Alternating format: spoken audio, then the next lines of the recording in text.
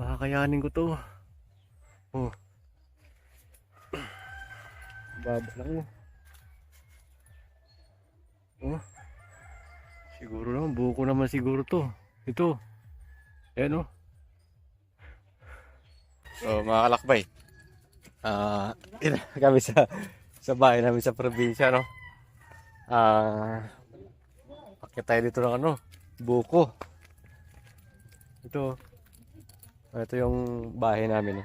Tapos yun, mga tanim-tanim ng nanay ko. Yung buko, oh. Problema ko dito, hindi na ako sanay umakyat.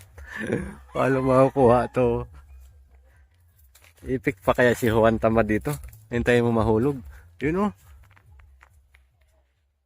Sarap sana ng buko. Sana makayanin ko pang umakyat. Punta natin dito sa daan. Baka may mababa dito. Kailangan natin makakain ng buko. Ayun. Ito. Pakakayanin ko to. Oh. Baba lang mo. Oh. Siguro naman, buko naman siguro to. Ito. Ayan oh. Meron pa dun oh. Oh. Diba?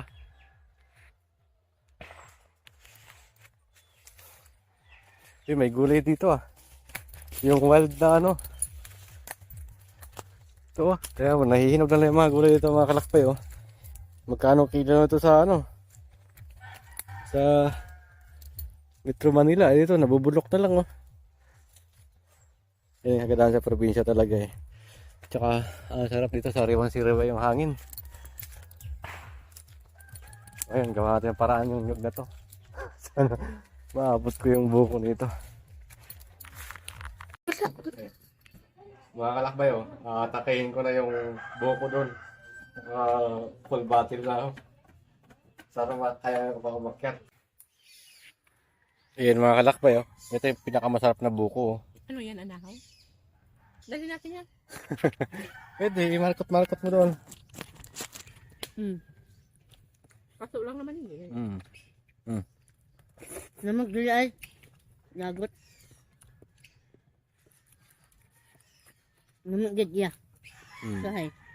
Oh, kain. Libre lang dito. Marunong lang umakyat. Manang G. Ligod ka mo mama mo papa G.